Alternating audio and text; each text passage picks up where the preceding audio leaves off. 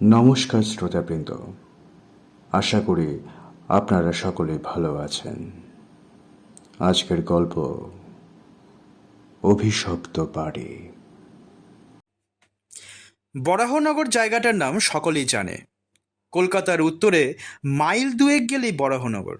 আজকাল শ্যামবাজার থেকে মোটর বাসে যাওয়া যায়, আগে যেতে হতো হেঁটে কিংবা শেয়ারের গাড়িতে। কলকাতায় যাতায়াত করতে গেলে এছাড়া আর উপায় ছিল না। বরাহনগরের বড় রাস্তার দুধারে তখন কলকারখানা, মুটে মজুর, দোকান বাজার, পাট আর ভুসিমালের আড়ত। দিনের বেলায় পথে শোরগোল, হইচই, গরুর গাড়ির দল, জনমজুরের হল্লা, মালগাড়ির আমদানি রপ্তানি, এমনকি মারামারি পর্যন্ত লেগেই থাকত। কিন্তু সন্ধে হলেই তাদের আর চিহ্ন পর্যন্ত থাকতো না। পথ হয়ে যেত নির্জন মরুভূমি। রাতের বেলা সে পথে হেঁটে যাওয়াও নিরাপদ ছিল না। মাঝে মাঝে এক আধটা কুকুর কেবল ডাকতে ডাকতে চলে যেত। ভদ্রলোক কয়েকজন যে পাড়ায় থাকতেন, সেই পাড়াটা গঙ্গার কাছাকাছি। তারা স্টিমারে কলকাতায় আনাগোনা করতেন। সকালের দিকে বেরোতেন, আবার ফিরে আসতেন দিনের আলো থাকতে। তার একটা কারণ ছিল। যে পথটা দিয়ে তারা পাড়ার ভেতরে ঢুকতেন, সেই পথের দক্ষিণের দিকে একটা প্রকাণ্ড পুরনো বাড়ি অনেক দিন পড়েছিল, এবং বাড়ির ধার দিয়ে সন্ধ্যার পর হেঁটে যাওয়া তারা উচিত মনে করতেন না। বাড়িটা এখানকার পূর্বকালের জমিদার বংশের। এখন সে জমিদারও নেই, তাদের আগেকার ঐশ্বর্যও নেই। কেউ মরে গেছে, কেউ গেছে ছেড়ে। কিন্তু এই অট্টালিকা এখনও তার ভগ্ন দেহ নিয়ে অতীতকালের স্থবির প্রহরীর মতো দাঁড়িয়ে রয়েছে। বাড়িটা জনহীন, নানা আগাছায় পরিপূর্ণ বাদুড় আর চামচিকের বাসা, শিয়াল আর সাপের অবাধ লীলাভূমি। শুধু তাই নয়, লোকের বিশ্বাস এ বাড়িতে নাকি কোনো কোনো গভীর রাত্রে মানুষের কান্না শোনা যায়। আগেকার সেই জমিদারের দুইটি মেয়ে নাকি গলায় দড়ি দিয়ে আত্মহত্যা করেছিল। অর্থাৎ এ বাড়ির অন্দরমহলে ভূত আছে। ভূতের কথা শুনলে আর রক্ষে নেই। ভগবানের চেয়ে ভূতকেও পাড়ার লোক বেশি মানে আর ভয়ও করে। সুতরাং অন্ধকার হলে ও পথ দিয়ে আর কেউ হাঁটে না। কিন্তু চাটুর্যের জামাই এসব আজগুবি কথা হেসেই উড়িয়ে দিলেন। তিনি নতুন ডাক্তারি পাশ করেছেন, কুস্তি করা দেহ, বিশাল তার বুকের ছাতি, তার ভয়ানক সাহস। ভূতটুত তিনি গ্রাহ্য করেন না। বড়দিন উপলক্ষে তিনি শ্বশুরবাড়ি বেড়াতে এসেছেন। এ পাড়ার সকলের সঙ্গে তার পরিচয় হয়েছে, সবাই তাকে ডাক্তার বলে ডাকে। ছেলে ছোকরাদের দলে তার নাম ডাক খুব। কদিন ভূতের বাড়ির আলোচনায় তিনি উৎসাহ ভরে বললেন, যদি একটা রাত আমি ও বাড়িতে কাটিয়ে আসতে পারি, তাহলে তোমরা আমাকে কি খাওয়াবে?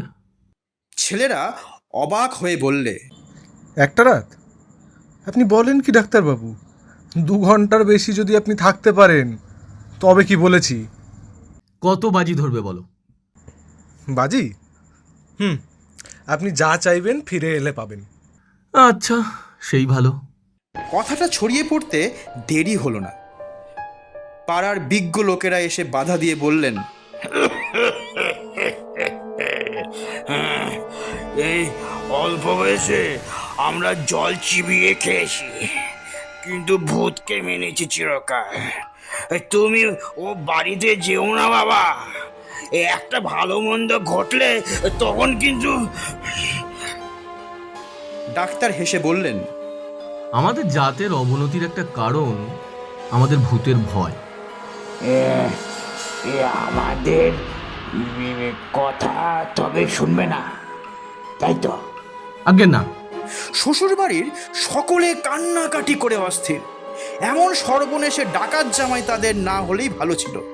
ডাক্তার বললেন, আমাকে যদি আপনারা বাধা দেন, তাহলে ভবিষ্যতে আপনাদের সঙ্গে আমার কোনো সম্পর্ক থাকবে না। শাশুড়ি বললেন, সম্পর্ক যাক বাবা, তুমি প্রাণে বেঁচে থাকো। ডাক্তার কোনো কথা শুনলেন না।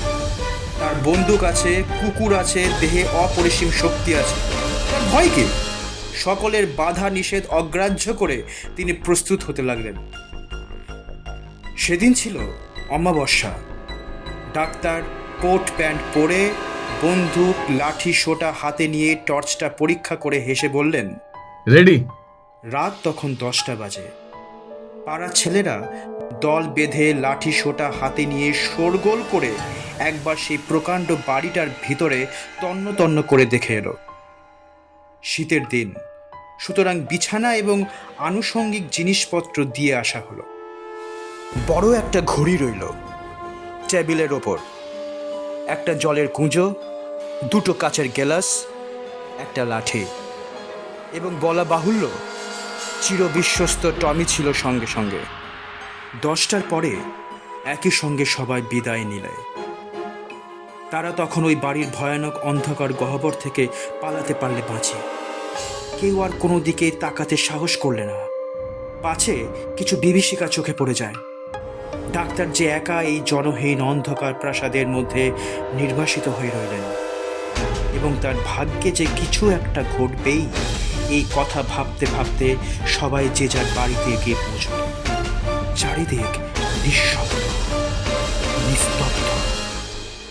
এই বিশাল অট্টালিকার বাইরে যে রাস্তাঘাট আছে, লোকালয় ও মানুষ আছে, কর্ম কোলাহলময় জগৎ আছে, তা কিছুই বোঝবার উপায় নেই। এখানে শত শত মানুষের মৃত্যু ঘটলেও কেউ কোনোদিন জানতেও পারবে না। অমাবস্যার অন্ধকার যেন এই প্রেতপুরীকে উদরসাৎ করেছে। ঘড়িটায় ঠিক ঠিক শব্দ হচ্ছে। 11টা বাজল। নিজের নিঃশ্বাসটা যে ইতিমধ্যে কখন ভারী হয়ে উঠেছে ডাক্তার বুঝতে পারেননি। মনে হলো ঘড়িটায় আরও একটু আস্তে শব্দ হলে ভালো হয়। ওটা ভয়ানক জীবন্ত অবাধ্য। বিছানার ওপর বসে ডাক্তার একবার এদিক ওদিক তাকালেন। দেওয়ালগুলো জীর্ণ, তার গায়ে নানা রকম আঁকি বুকি কাটা, অনেকটা যেন মানুষের কঙ্কালের মতো। ডাক্তার চমকে ফিরে তাকালেন। না, কেউ নয়। বাতাসের শব্দ। না, বাতাসের নয়, বোধহয় কোনো পোকামাকড়ের আওয়াজ। কিন্তু কোন দিকে? জানলায় না দরজায়? কে কে ধাক্কা দিল দরজায়? টমি মুখ তুলে তাকালে। একবার সে একটু গো গো করে উঠল। না, কেউ নয়, বাতাস। পুরনো দরজা, বাতাসে একটু নড়ে বইকে। টমি তার প্রভুর কোলের কাছে আবার মুখ নিচু করে পড়ে রইল। ডাক্তার হাত বুলিয়ে দেখলেন তার বন্দুকটা ঠিক আছে কিনা। নিজের হাতটা যেন সহজে আর নড়তে চাইছে না। কেমন যেন মনে হতে লাগলো নিজের ওপর কর্তৃত্ব তিনি হারিয়ে ফেলেছেন। তবু অনেক চেষ্টায় তিনি গায়ে ঢাকা দিয়ে শুয়ে পড়লেন। চোখ বন্ধ করবার চেষ্টা করলেও কিন্তু পলক পড়ছে না। চোখের তারা যেন স্থির হয়ে গেছে পাথরের মতো প্রাণহীন। ঘড়িটা ঠিক ঠিক করছে। ওটা যেন জীবন্ত মানুষের মাথা, যেন ওর চোখ কান নাক আছে, ডাক্তারের দিকে চেয়ে হাসছে, প্রেতের মতো হাসে। হঠাৎ তার দৃষ্টি পড়ল দেওয়ালের গায়ে। ওকে, দেওয়ালের সেই আঁকি বুকি সেই মানুষের কঙ্কালটা নড়ছে কেন? ডাক্তারের বুকের ভেতরকার রক্ত জমাট বেঁধে এলো। কঙ্কালের গায়ে মাংস লাগছে একটু একটু করে। হাত পা বুক মাথা মুখ উজ্জ্বল আলোয় সেই কঙ্কাল বিরাট দানবের চেহারা নিয়ে দেওয়ালে উঠে দাঁড়ালো। এবার হাত বাড়িয়ে তার দিকে এগিয়ে আসছে। বন্দুকটা ধরবার চেষ্টা করলেন, কিন্তু কই, বন্দুক তো তার কাছে নেই। কে নিলে? ডাক্তারের গলাটা কে টিপে ধরেছে? স্বর নেই, চিৎকার নেই, নিঃশ্বাস নেই। তিনি নড়বার চেষ্টা করলেন, কিন্তু সম্ভব হলো না। খাটের সঙ্গে তাকে বেঁধে দিয়েছে। ডাক্তার জ্ঞান হারাননি, খুব সাহসী লোক তিনি। দেখলেন, আশ্চর্য, জলের কুঁজোটা ঘরের মেঝের ওপর পায়চারি করে বেড়াচ্ছে। কাচের গেলাস দুটো ডানা মেলে প্রজাপতির মতো উঠছে। কিসের শব্দ? কই, টমি তো আর গো গো করে উঠলো না। ডাক্তার প্রাণপণে টমির গায়ে একটা চিমটি কাটলেন, কিন্তু কিন্তু কই, টমি তো জাগলো না। তবে তবে বেঁচে আছে তো? টমি বেঁচে নেই।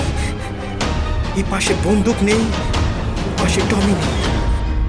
ঘড়িটায় আর টিক টিক শব্দ হচ্ছে না, সেটা থেমে গেছে।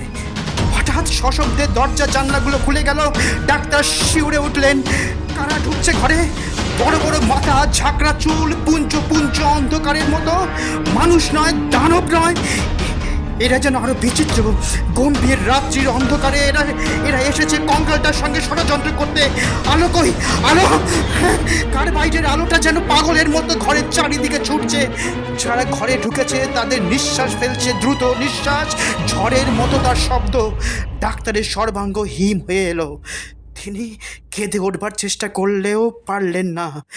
গলা তার বন্ধ, হাত পা বন্দি, চোখ দুটো অচেতন। দেখতে দেখতে সেই দানবের হাতখানা তার মাথার দিকে এগিয়ে এলো। আস্তে আস্তে মাথাটা ছুঁয়ে সুরসুরি দিতে লাগলো।